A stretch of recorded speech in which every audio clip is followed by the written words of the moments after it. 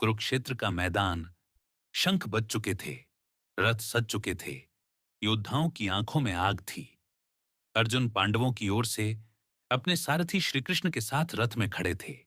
लेकिन जब उन्होंने अपने सामने देखा, दादाजी भीष्म, गुरु द्रोण, चाचा, भाई, मित्र सभी युद्ध भूमि में खड़े हैं और कुछ ही क्षणों में एक दूसरे का रक्त बहाने वाले हैं। अर्जुन का मन कांप गया, उनका शरीर ढीला पड़ गया, हाथ से गांडीव, धनुष गिर गया, आंखों से आंसू बहने लगे। उन्होंने कृष्ण से कहा, मुझे यह युद्ध नहीं चाहिए। मैं अपने ही लोगों को मारकर क्या करूंगा? ये राज्य, ये वैभव, ये विजय, इनकी कीमत मेरे प्रियजनों का रक्त हो तो मुझे यह सब नहीं चाहिए। हे माधव, मैं युद्ध नहीं करूंगा। अर्जुन ने रथ के बीच में बैठते हुए हथियार रख दिए। ये देखकर श्री कृष्ण मुस्कुराए, क्योंकि वे जानते थे ये केवल मोह और भ्रम है। कृष्ण ने अर्जुन को याद दिलाया, तुम क्षत्रिय हो और तुम्हारा धर्म है न्याय के लिए लड़ना। अगर तुम अपने धर्म से पीछे हटोगे, लोग तुम्हें कायर कहेंगे और यह कलंक हमेशा रहेगा। धर्म के लिए किया गया कार्य पाप नहीं, बल्कि पुण्य है। जीवन में जब कोई कठिनाई आए तो कर्तव्य से पीछे नहीं हटना चाहिए। डर या मोह के कारण जिम्मेदारी छोड़ना सही नहीं।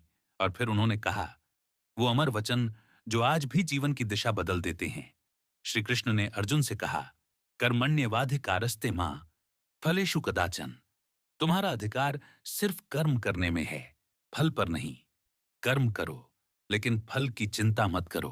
कृष्ण ने आगे कहा, सुख दुख, लाभ हानि, जीत हार, ये सब अस्थाई हैं। इनसे ऊपर उठो और स्थिर बुद्धि से काम करो।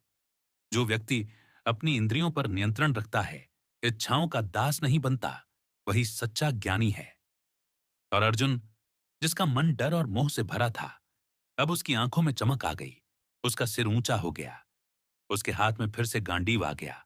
वह बोला, हे कृष्ण, मेरा मोह नष्ट हो गया है। अब मैं आपके आदेश के अनुसार युद्ध करूंगा। और यही है जीवन की सीख। आत्मा अमर है, मृत्यु से डर मत, कर्तव्य से भागो मत। कर्म करो, फल की चिंता छोड़ो, सुख दुख में संतुलन रखो, इच्छाओं पर नियंत्रण रखो। यदि हम इस शिक्षा को जीवन में उतार लें तो कोई भी लड़ाई, चाहे वह युद्ध भूमि की हो या जीवन की, हमें हरा नहीं सकती।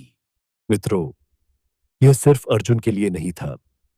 यह संदेश मेरे लिए है, आपके लिए है, हर उस व्यक्ति के लिए है जो जीवन की रणभूमि में खड़ा है। आज हम नौकरी, पढ़ाई, व्यवसाय, हर जगह परिणाम की चिंता में घुल जाते हैं। लेकिन गीता कहती है, फल की चिंता छोड़ो, कर्म पर ध्यान दो। यही निष्काम कर्मयोग है।